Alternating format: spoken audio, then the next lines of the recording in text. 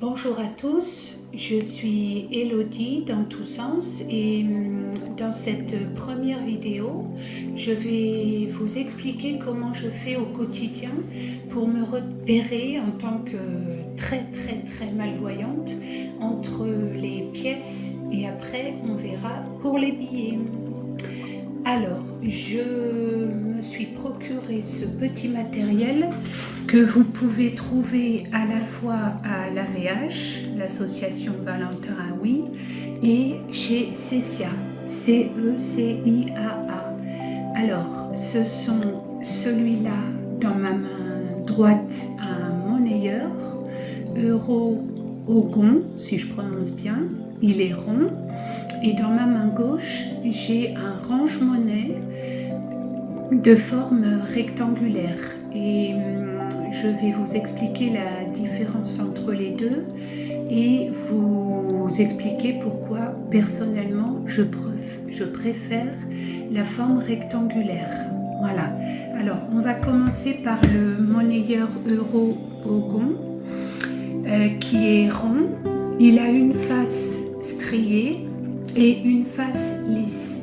Donc il faut poser la face lisse sur une surface plane et puis vous avez un petit bouton de pression sur la tranche, il faut l'ouvrir et du coup on aura face à nous sur le couvercle à l'intérieur de quoi mettre 5 pièces d'1 centime parce que c'est le monnayeur Ogon est métallisé et du coup les pièces sont aimantées à l'intérieur du couvercle.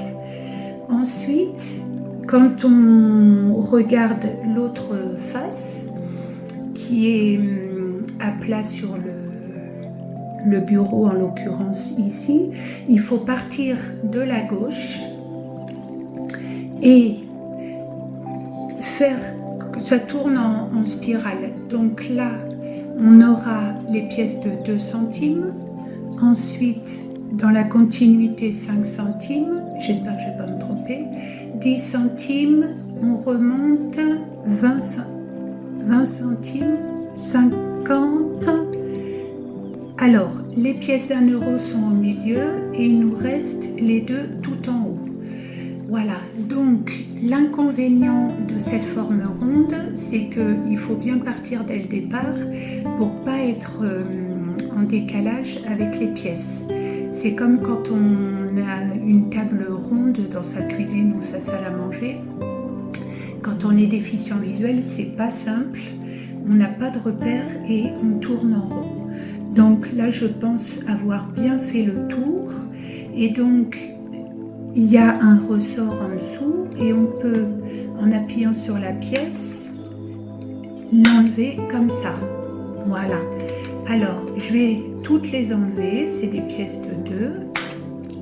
En tout, on peut mettre 20 euros. Voilà. 5 pièces dans chaque trou. Simplement, là, j'ai failli le faire. On a toujours l'impression que au fond, c'est encore une pièce. Donc, j'ai mis des gommettes pour que ça fasse tout lisse. Parce que sans les gommettes, le problème, c'est que ça ressemble encore à une pièce et on a la tentation de vouloir sortir le support.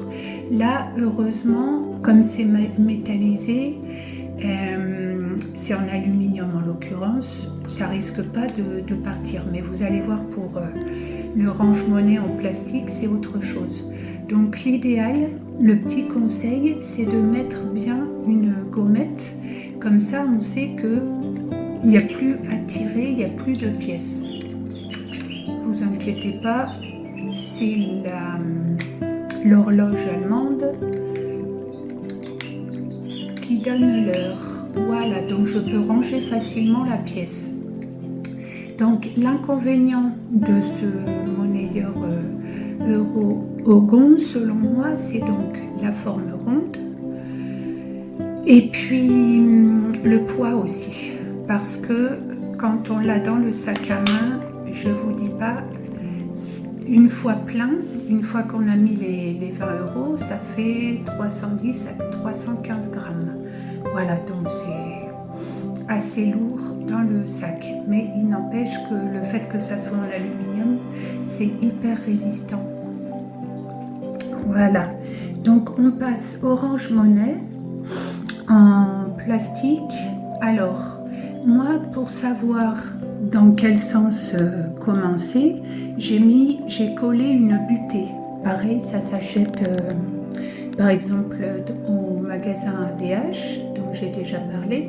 Comme ça, je sais que je pars forcément d'en haut à droite.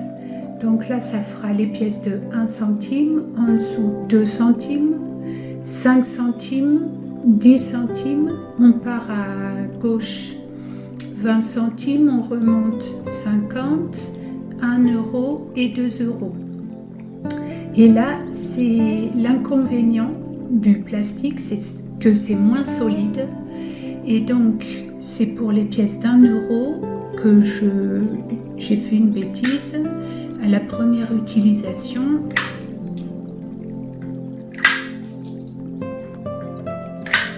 là, je peux encore les enlever. Là encore. Et là, voilà. En fait, j'ai cru que c'était encore une pièce et j'ai tiré. Le support m'est resté dans la main. Du coup, pour éviter ce problème-là, parce que j'avais atteint le ressort en dessous, j'ai mis, pareil, des gommettes pour éviter de confondre une pièce et le support où c'est un peu en relief. Et en fait, ça dit la valeur de la pièce, mais on peut confondre avec une pièce normale. Voilà, donc je remets hyper facilement, parce que dans le monnayeur Ogon, comme il est quasiment tout neuf, c'est beaucoup plus difficile. Là, ça se fait tout seul, il n'y a pas besoin de forcer. Et en fait, une fois tout rempli, on peut mettre plus de 20 €. Voilà. Dans celui-là, on peut mettre plus de 20 € parce que ici, il y a encore de la place, on peut mettre d'autres pièces. Voilà, donc j'aime beaucoup le format rectangulaire parce que là, on est sûr de ne pas se tromper. Et ce qu'il y a aussi, c'est que comme c'est en plastique, dans un sac à main, ça pèse. Donc, conclusion, si je compare les deux range-monnaie, on va dire le monnayeur et le range-monnaie de l'ADH, je préfère celui en plastique malgré tout, à cause de son format rectangulaire. Comme ça, je ne me perds pas au niveau du rangement des pièces. Et dans un sac à main, comme c'est pas en aluminium et que le plastique pèse moins, voilà, c'est mieux. Alors, il n'empêche que si vous n'avez pas ce genre de choses pour vous repérer au niveau des pièces, c'est pas du tout un problème. Vous pouvez les avoir comme ça dans votre porte-monnaie, parce qu'il faut apprendre à les reconnaître. Donc, si on part des petites pièces des centimes, voilà, moi ce que je fais, alors je sors la pièce de 1, de 2 et de 5. Je peux faire de plusieurs façons. Si j'en ai plusieurs, je les superpose. Et comme ça, j'ai la petite de 1, ensuite la pièce un peu plus grande, 2 centimes, et enfin 5 centimes. Et si je n'ai pas d'autres pièces pour comparer, je mets les petites pièces de centimes sur le bout du doigt. Donc la petite pièce de 1 centime tient complètement sur le bout de mon doigt. Ensuite, la pièce de 2. D'ailleurs, ça y est, je me suis perdue. La pièce de 2 dépasse un tout petit chouïa du doigt et encore pas tout à fait. Et la pièce de 5, elle, dépasse vraiment. Voilà. Et puis on sait que c'est des centimes parce qu'elles sont toutes fines en épaisseur. Ensuite, je reprends le range-monnaie. Je continue avec 10 centimes. Alors là, à partir de la pièce de 10 centimes, il faut gratter la tranche de la pièce. Si vous jouez le jeu à la maison, vous fermez les yeux et vous grattez sur la tranche de la pièce. Déjà, vous sentez que la pièce est petite. Il y a des grosses stries. Voilà, donc je sais que c'est la pièce de 10 centimes. Ensuite, la pièce de 20 centimes, pareil, vous grattez la tranche. Elle n'a pas du tout les mêmes stries, elle a des stries en creux, avec des espaces sans rien. Ensuite, la pièce de 50 centimes, elle ressemble à celle de 10, mais en plus grand, avec les mêmes grosses stries tout le long de la tranche de la pièce. La pièce d'1 €, elle a des... Ah bah zut, j'ai repris une pièce de 20.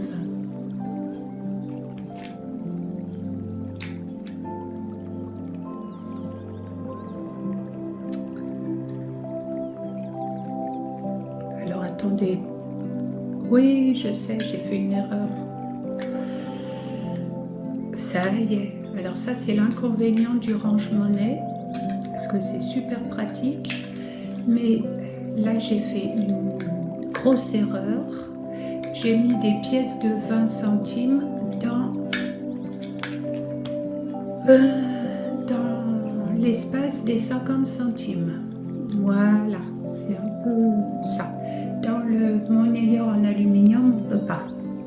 Voilà, donc j'ai enfin ma pièce de 50 centimes qui a des grosses stries tout autour de la tranche. Ensuite, la pièce de 1 €, c'est des petites stries, un espace sans rien, petite strie, un espace sans rien.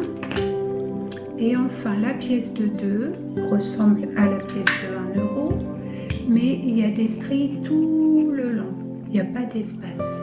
Voilà, donc c'est comme ça qu'on peut se repérer pour trouver nos pièces. Les range-monnaie ou monnayeurs, c'est juste pour faciliter le rangement. Alors, on va passer aux billets. Il y a plusieurs façons de trouver la bonne valeur. Comme tout à l'heure avec les pièces de centimes, en fait, là, dans ma main, j'ai un exemplaire de chacune des valeurs des billets en euros jusqu'à 50 €. Donc, on peut les superposer pour savoir quel est le plus petit. Donc, 5, un peu plus grand 10, 20 et le plus grand 50. Voilà, c'est utile de pouvoir les superposer. Ensuite, on peut essayer avec un détecteur de couleurs que voici de les repérer avec la couleur, mais c'est pas une science exacte. Normalement, le billet de 5 € est gris. Voilà, donc déjà j'ai le gris. Voilà, mais vous avez vu, c'est pas très simple. Ensuite, le billet de 10, normalement, est rouge. Voilà ce que ça me dit. Ah, j'ai le rouge ici. Pareil, pas facile. Ensuite, le billet de 20 € est bleu.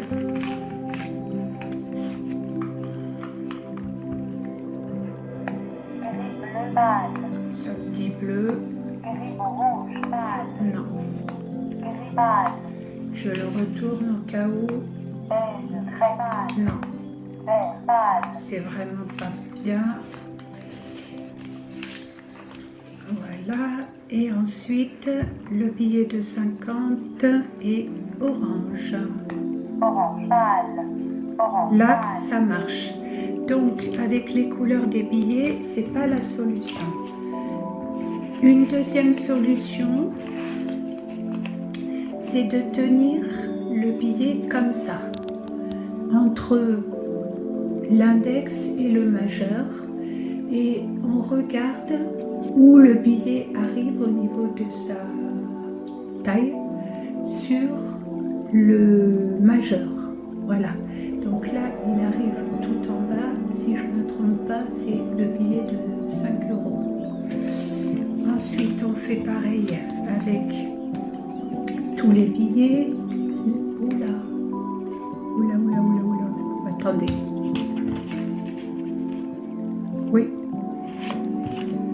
Donc là, le billet arrive un peu plus haut sur le doigt, c'est 10. Encore un peu plus haut au niveau du majeur. Voilà, le 20. Et le billet de 50 € dépasse du doigt. Voilà. Une autre solution qui peut être pratique, mais quand les billets sont neufs, par exemple ce billet de 50 € là, vous le prenez face à vous. Alors il y a une face qui n'a pas ces petites stries sur les côtés, donc il faut prendre la face qui a bien les stries des deux côtés. Et avec la pulpe du doigt, pareil, vous jouez le jeu, vous fermez les yeux, vous vous apercevez tactilement qu'il y a des petites stries en surépaisseur tout le long de la bande de chaque côté. C'est un grand billet, donc c'est 50. Le même billet, non, c'est pas celui-là, c'est pas celui-là. Là, c'est le petit billet, pareil, je le prends face à moi, il y a les petites stries sur les côtés. Et en fait, il y a des stries tout le long. C'est un billet de 5. Et après, c'est super bien fait. Mais là, par exemple, le billet est usé. Donc, c'est beaucoup moins facile pour sentir. Néanmoins, je sens des stries, un espace et des stries. C'est le billet de 10 €. Et enfin, le billet de 20, qui est neuf, celui-là. Donc il a des stries, un premier espace sans rien, d'autres stries, un autre espace sans rien et d'autres stries. Voilà. Donc ça peut vous aider aussi à trouver le bon billet. Mais là où j'ai trouvé une véritable solution, c'est le banknote qu'on peut acheter pareil à l'AVH ou chez Cecia. Donc il faut glisser chaque billet. Là par exemple, je ne sais pas du tout, ils ont été mélangés, je ne sais pas quelle est la valeur de ce billet. Je glisse le billet dans la fente, j'appuie bien et il y a un bouton pression, j'appuie et je sens deux vibrations sous mes doigts. Ça veut dire que c'est le billet de 10 €. Ensuite, celui-là, je ne sais pas. On fait la même chose. On glisse le billet jusqu'en bas. On appuie sur le bouton pression. Ah, là, j'ai senti qu'une vibration. Donc, c'est le billet de 5.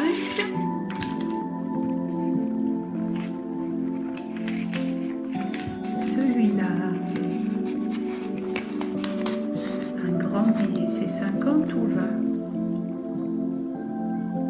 J'ai senti 4 vibrations sous le doigt, c'est 50 €. Et donc, il me reste le billet de 20 €. Je vérifie.